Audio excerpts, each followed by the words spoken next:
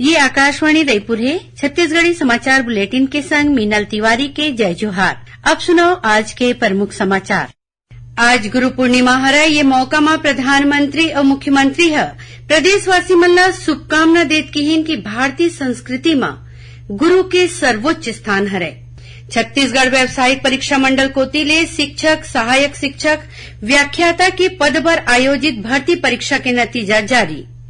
और प्रदेश में महिला और बाल विकास विभाग कोती ले पर्यवेक्षक के 440 खाली पद पर मंगाए गए हैं अर्जी। अब समाचार विस्तार ले। आज गुरु पूर्णिमा हरय। एला व्यास पूर्णिमा घलो कहे जाथे। ये पर्व आध्यात्मिक और शैक्षणिक गुरु मन ला समर्पित हवय।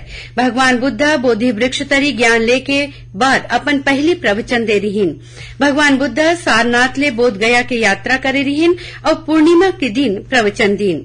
प्रधानमंत्री नरेंद्र मोदी ह गुरु पूर्णिमा के मौका में लोगन ला बधाई देत अपन संदेश में कहिन कि गुरु पूर्णिमा गुरु और आध्यात्मिक शिक्षक मन कोती आभार जताए के तिहार हरय।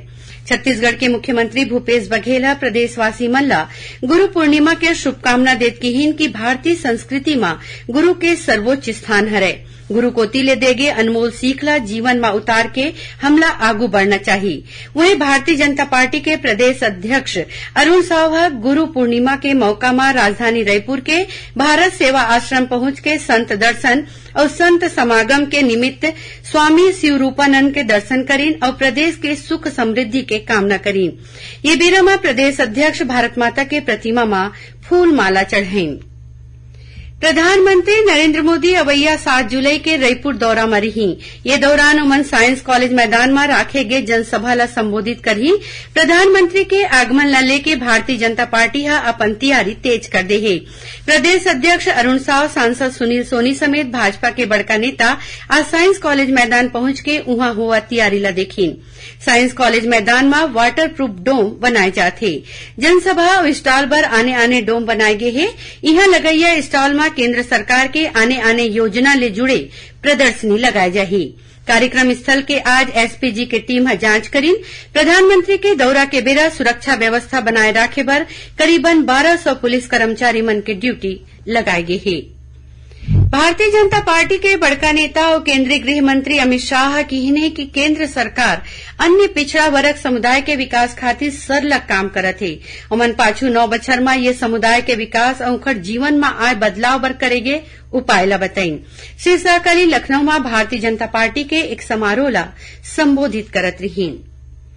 राजनीतिक पार्टी अब अपन वित्तीय लेखा ला ऑनलाइन दर्ज करा सकी।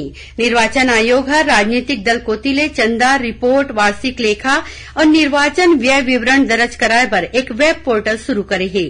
आयोग सबो राजनीतिक पार्टी ला जारी एक चिट्ठी में कहे है कि एमा वित्तीय विवरण ला बेरा में दर्ज कराए और रिपोर्ट ला प्रत्यक्ष रूप ले जमा कराए में अवैया परेशानी ला खत्म करे के प्रबंध करे गे है। छत्तीसगढ़ में ऐसो होवैया विधानसभा चुनाव ला लेके भारत निर्वाचन आयोग प्रशासनिक तैयारी तेज कर दे है। चुनाव के पहली मतदाता सूची में नाम जोड़े, हटाए और सुधारे के काम चलत है। ये दौरान बीएलओ कोती ले घरों घर जाके सर्वे के काम करे जाथे। सर्वे में नवा पंजीकरण, मौत होए और स्थायी रूप ले स्थानांतरित मतदाता मन के पहचान करे जाथे।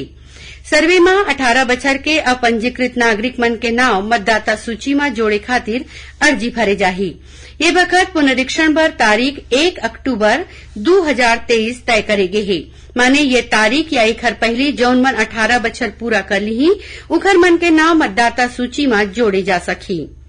ऑनलाइन फार्म भरे बर वोटर हेल्पलाइन ऐप और वोटर सर्विस पोर्टल घलो हवय। निर्वाचन आयोग कोती ले जारी कार्यक्रम के मुताबिक मतदाता सूची के प्रारंभिक प्रकाशन प्रदेश के जम्मू मतदान केंद्र और मुख्य निर्वाचन पदाधिकारी कार्यालय के वेबसाइट में 2 अगस्त और आखिरी प्रकाशन 4 अक्टूबर के करे जाही। छत्तीसगढ़ी समाचार बुलेटिन आप मन आकाशवाणी रायपुर ले सुना था। और अब आगू बढ़बो बाँचे समाचार कोती। छत्तीसगढ़ व्यावसायिक परीक्षा मंडल व्यापम कोती ले शिक्षक, सहायक शिक्षक और व्याख्याता के पद पर आयोजित भर्ती परीक्षा के नतीजा जारी कर दे गए है। अभ्यर्थी व्यापम के वेबसाइट में लॉग इन करके नतीजा देख सकत है। व्यापम कोती ले लेगे लिखित परीक्षा में मिले कुल अंक में अतिथि शिक्षक के बोनस अंक जोड़ के परीक्षा के नतीजा घोषित करे गए है। उन्हें छत्तीसगढ़ माध्यमिक शिक्षा मंडल कोती ले राखे गे हाई स्कूल और हायर सेकेंडरी मुख्य परीक्षा के पुनर्गणना और पुनर्मूल्यांकन परीक्षा के नतीजा घलो घोषित हो गए हे। परीक्षार्थी मंडल के वेबसाइट में नतीजा देख सकत हे।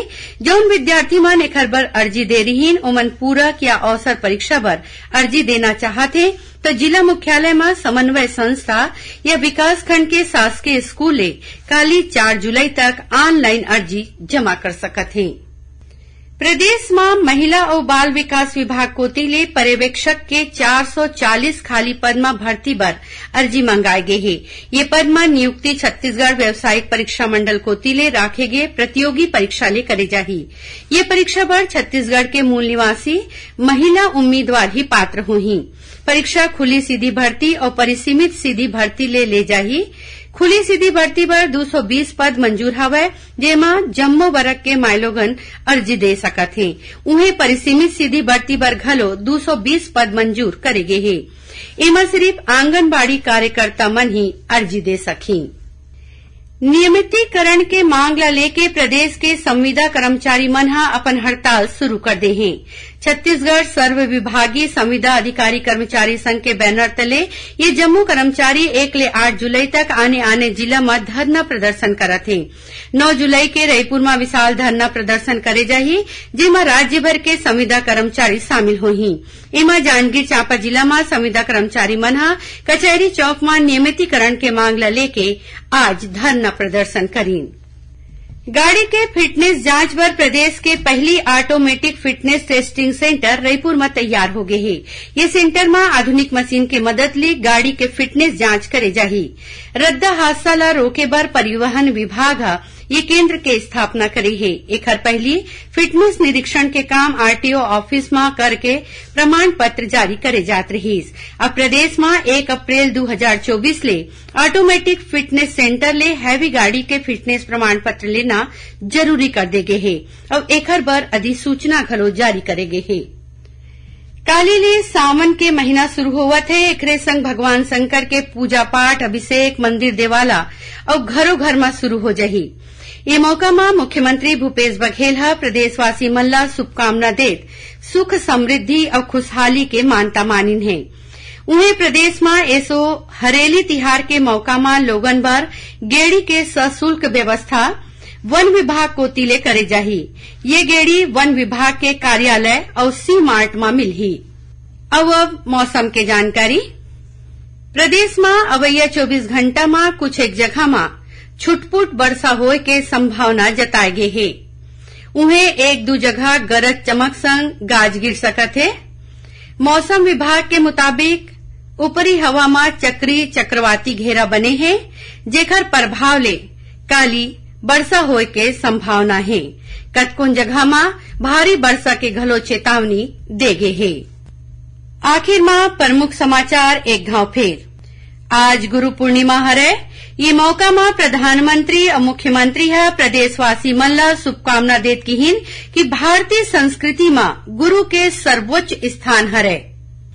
छत्तीसगढ़ व्यावसायिक परीक्षा मंडल कोती ले शिक्षक, सहायक शिक्षक, व्याख्याता के पद पर आयोजित भर्ती परीक्षा के नतीजा जारी।